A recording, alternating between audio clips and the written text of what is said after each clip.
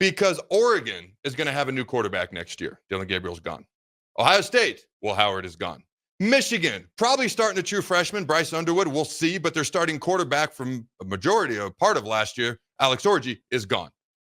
Okay, and I know they started other guys, but probably going to have a new quarterback in Ann Arbor, in Eugene, in Columbus. Penn State, Drew Allar's back. He's really the major one. I believe Wisconsin's going to have a new quarterback. Iowa's going to be trying out a new quarterback. Luke Altmaier from Illinois is back. I was like, I can't think of another quarterback coming back off the top of my head. And then I did a dive and I couldn't find anybody. There's other guys coming back, but they're like, I don't want to say like they're not noteworthy because that sounds disrespectful. I don't mean that. Like they haven't earned attention to the level of some of these other quarterbacks yet. That's the way I'm going to put it. So I was like, man, going into year 2, this former 5-star, number 1 overall recruit in the country at points during his recruitment period, I said, true freshman, going to be up and down. You got exactly what I thought you would get. Whether you want to blame the play calling or whatever for the majority of the season, you got exactly what I thought you would get, up and down. And I stuck with it all year. And people were like, he's highly recruited. He's a 5-star. I understand all that. You can't speed up time no matter how much you want to. Going into year 2, the expectations have changed. For me, for Dylan Raiola, and I think for most fans, and I think it's fair.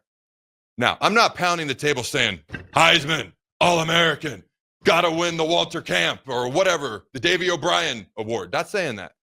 That'll be next year. But for this year, I'm like, what's a realistic jump, leap, expectation, level of improvement for Dylan Raiola? I'm looking around the Big Ten, and I'm like, I believe he can be a top 3. How about should be, can be? Anybody can do anything, should be a top 3 quarterback in the Big Ten. And I feel like that's fair. Now, no true freshman quarterback in the country started as many games, played in as many games, played as many snaps, threw as many passes, threw for as many yards, threw for as many touchdowns. Let's get the interceptions down, as Dylan Raiola did. He's not on any of these national top 10 returning quarterback lists that I've seen. Not on one. Okay, and I'm not bothered by that at all. Motivation. He shouldn't be offended. He should be motivated. Okay, it's not a big deal, but it should be motivation from my man Dylan. But I look around the Big Ten, and I'm like, what's an appropriate leap? I'm looking at who's coming back and who's not. And I'm like, Dylan should be a top 3 Big Ten quarterback. And I feel like that's fair. By the way, that doesn't put him top 10 nationally. It would not. Because most of the quarterbacks that are on that list, like, they're in the South. They are. And honestly, DJ Lagway of Florida, no problem with it. South Carolina's quarterback is a monster. Drew Aller is on that list. He's, what is he, a 5th, 18th year senior? No, he's starting for his 3rd straight year. I got no problem with all that. But if you're a top 3 quarterback in the Big Ten, it probably puts you about 20th in the country, I would say, if you start including all these other conferences in the Big 12 and the ACC and Cade Klubnik's coming back at Clemson and all these other schools. All right. So for me, I feel like that is fair. My question for you fine folks is, do you agree? Let me know in the text line. Let me know in the comments. Because right now, I don't know who the 3rd best returning starting quarterback in the Big Ten would be. Jake, what do you think is fair? Because last year I defended him, and I put it on the coaches a lot. This year, I'm not going to put it on the coaches as much. Depends on what I see. But there's a higher level of expectation for Dylan. But I also don't even expect him to be a top 10 returning quarterback in the country, but top 3 in the Big Ten. When you look at all the quarterbacks that are gone and new, and who's got returning experience, and all the weapons he's got around him via the transfer portal now, players that we brought in, all right, and a couple of linemen, and Emmett's in the backfield, tight ends, lots of potential starting tight ends. I feel like it's fair to say top 3 in the Big Ten. What say you, Jake? I think that's a fair expectation for him to jump there. I don't know if you're going to see it like preseason lists. I don't know if he would be in there. Hopefully you would see him there. Like you said, I mean, Drew Eller definitely stands out. Who else would be? Jaden Mayava, maybe. I guess I didn't count him as a returner because he only started the last 4 games, but you're technically right. He might be in that convo too. I think he might be maybe a little bit ranked ahead Luke Altmaier at Illinois. Luke Altmaier. So, I mean, those are the ones that immediately pop into my head. And then, it's again, from beginning to the end, Ohio State's quarterback has won. They do the Big Ten quarterback of the year. I think they've won like 9 of the last 11. It doesn't matter if they're returning or whatever it is. So in my mind, Ohio State quarterback you don't need to give me a name. They're going to be at least a top 3 quarterback in the Big Ten. Well, they're going to be highly touted, highly recruited, whoever wins that job, and they've got talent around them. Now, they did lose their offensive coordinator, defensive coordinator. By the way, the trivia question for Chip Kelly was how much money is he making next year at $6 million? He's the highest paid offensive coordinator in the NFL. Wow. He was making $2 million last year. He's now tripled that up to $6 million. So good for Chip Kelly. Jim Knowles, I mean, there's a little bit of animosity between Ohio State and Jim Knowles there.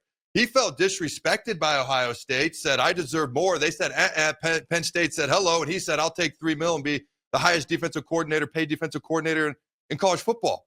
Think about that. Last year, Ohio State had the future highest paid offensive coordinator in the NFL and the future highest paid defensive coordinator in college football on their staff. So they got to kind of start over with the coordinators. I saw the meme. You've ever seen the one of Will Smith, Fresh Prince? I think it's their last episode. He's standing on the carpet. The room is empty, and he's kind of looking around. I saw a thing, and this is kind of insane, because I've also seen Ryan Day hitting softballs, and on the Kelly Clarkson show this week, he's living life as he should. But I saw the meme, him, like, instead of Will Prince, I was going to make a Chris Rock joke. I'm going to let it lie. Instead of Will Prince standing there, it was Ryan Day holding the national title trophy, and there's nobody in the room with him, like that Fresh Prince meme. And I kind of felt bad for him, but they'll be all right. So that's a fair point. Whoever it is going to be talented. They've got the best offensive player in America, Jeremiah Smith, coming back, probably the best defensive player in America, and Caleb Downs coming back. Ohio State's going to be fine. Okay. For me, I'm still looking like, hey, Dylan's got weapons. And if we're really going to take this year 3 jump that Matt Rule's talking about, to me, a jump is 9 wins.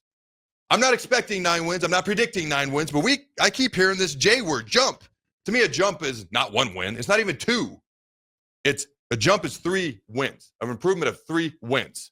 Again, I'm not predicting that, but I keep hearing this. You're going to need Dylan to play like a top 3 or 4 quarterback in the Big Ten. Jaden Mayava, I hadn't counted him just because he didn't start the majority of the games, but he's clearly a returning quarterback and was their best quarterback last year. So that's another fair point.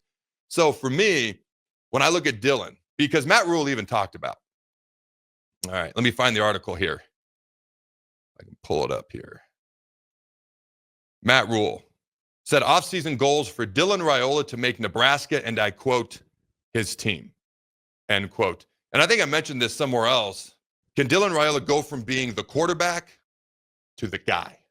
There's a difference, because teams that make vast improvements, it has to revolve around the quarterback. Either you've got to have an absolutely elite level roster around the quarterback.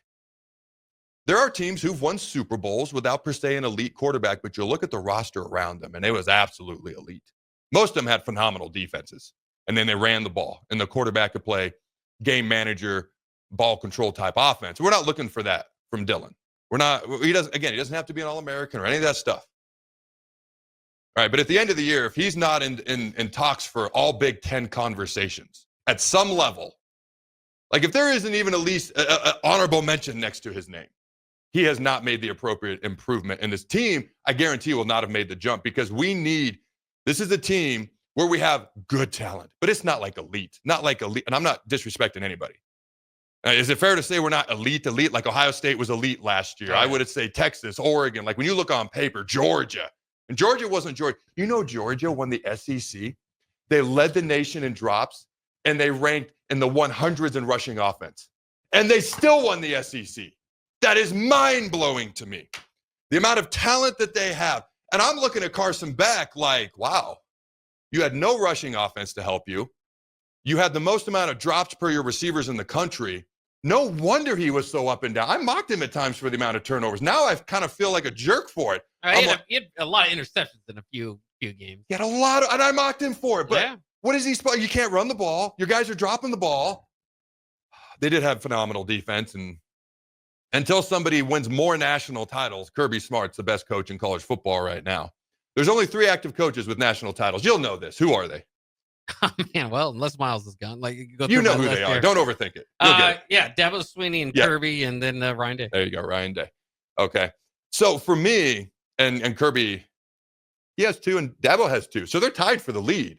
I would still give Kirby the edge overall. I mean, they're obviously both elite coaches, despite the amount of, I was going to say friendly criticism that Dabo receives, but just flat out criticism. I'm a Dabo guy. I'm a Dabo fan. I'm glad he's finally starting to use the transfer portal just a little bit. For me, quarterback play. I likened it yesterday to Jordy Ball and the softball team. The pitcher on a baseball team and a softball team is the most important position out there. Now, there's other people who have to play defense, who have to hit. It's a team sport, but it's the most individualistic team sport that I could think of. Maybe wrestling to a degree, but it's you and that batter. If you're the batter, it's you and the pitcher. If you're the shortstop and the grounder's coming to you, it's you and the grounder. Like, nobody's going to come help you with the grounder. You're either going to make it or you're not. Okay. So for me, like, if you're sliding protection as an O-lineman because you've got an elite pass rusher to your side, you can get help. You can get help from the O-lineman next to you. The back can chip, the tight end can stay. Like, it's an individualistic team sport is what baseball and softball is. It's a bigger impact in softball, like I laid out yesterday, because pitchers can be out there so much longer than they can on a baseball team. The arms, it's a natural motion, the underhand motion. They can be out there longer. So a softball team will come and go much more frequently up and down based on how their pitcher is doing. Football is very similar. Right behind defensive end, because I'm absurdly biased, quarterback is the most important position on the field. And a team will, in large part, go unless they have just an elite level talent roster. And again, there was only 4 of those last year, the teams I listed earlier: Ohio State, Oregon, Texas, Georgia. On paper, before the year, I said, these are the 4 best teams on paper. We'll see how this plays out. All right. Nebraska's got a very good roster. We have a top third of the Big Ten conference roster, but that doesn't make it elite, which means your quarterback, who has all this talent in the world, your team is going to make a jump or not based on his level of improvement or lack thereof, whatever that may or may not look like. Any final thoughts there, Jake?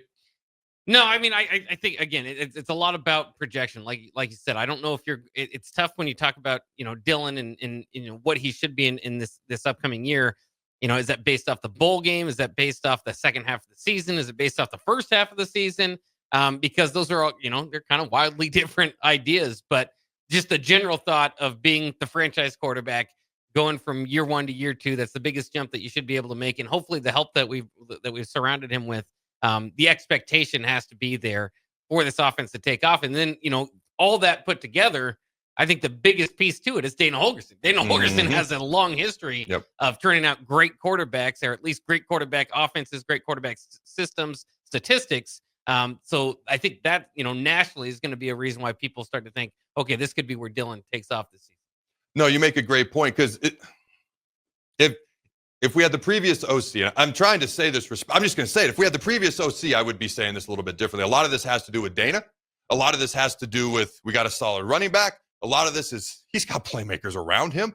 My biggest question mark is the amount. I expect Dylan to make an improvement. Year 1 to 2, like Jake said, is the biggest leap that you should see in a player. All right. It's just like game 1 to game 2 in a season should be the most noticeable and marked improvement in the entire season for a team. Unless you're Ohio State and you go from Michigan to Tennessee, then that's the biggest improvement I think I've ever seen in college football from one game to another. But that was a unicorn right there. My point is, it also has to do with everything around him, the guys coaching him. My biggest question mark is, what's the O-line going to look like pass protection wise? And can we run the ball consistently? And I feel good on the interior now, but who steps up as an offensive tackle? The guys that we have that we're looking to step up, can they find consistency? That's really, can we protect Dylan? Can Dylan slide at appropriate times? Have we worked on our sliding technique? Has he met with Will Bolt? Because I think that would be a great idea.